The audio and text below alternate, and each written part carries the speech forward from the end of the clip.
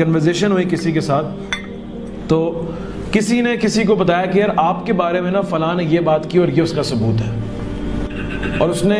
کہا کہ یہ آپ دونوں کی بڑی دوستی ہے، میں آپ کو بتاتا ہوں جس سے آپ کی دوستی ہے نا، یہ شخص جو ہے یہ آپ کے بارے میں یہ بات کر رہا تھا اور یہ میرے پاس ثبوت ہے، یہ دیکھ لیں۔ سامنے والے نے کہا دیکھو اگر جھوٹ ہے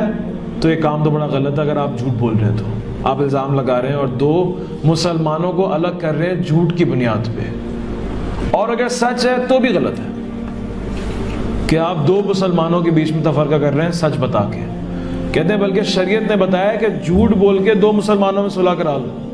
آپ تو شیطانی کام کر رہے ہیں، آپ سچ بول کے دو لوگوں میں کیا کرا رہے ہیں، لڑائی کروا رہے ہیں۔ تو جو ان کے زبانوں نے کمایا ہوگا، جو ہارویسٹ کیا ہوگا، اس کی وجہ سے ان کی زبان، ان کے جو چہرے ہیں وہ جہنم کے اندر گھسیٹے جائیں گے منہ کے بل۔ آپ نے بولا کیا لوگوں کو ان کے چہروں کے بل جہنم میں گھسیٹا جائے گا،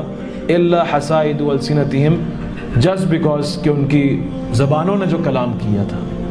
لوگوں کی زبانوں نے جو تہمتیں لگائی تھیں، جو الزامات لگائے تھے، جو غیبتیں کی تھیں، جو چغلیاں لگائی تھیں، جو جھوٹ بولا تھا، جو شکایتیں لگائی تھیں، جو دو لوگوں کے بھائیوں کے بیچ میں لڑائیاں کرائی تھیں،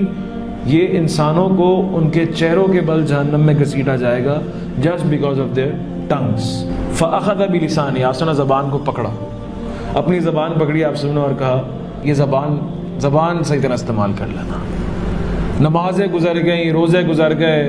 رات کی تہجدیں گزر گئیں، جہاد کی بات ہو گئی، ساری باتیں ہو گئی، اور آخر میں نبی اکرم صلی اللہ علیہ وسلم کہہ رہے ہیں اگر شارٹ کٹ چاہتے ہو نا کہ جہنم سے دوری ہو جائے، جہنم سے بچ جاؤ،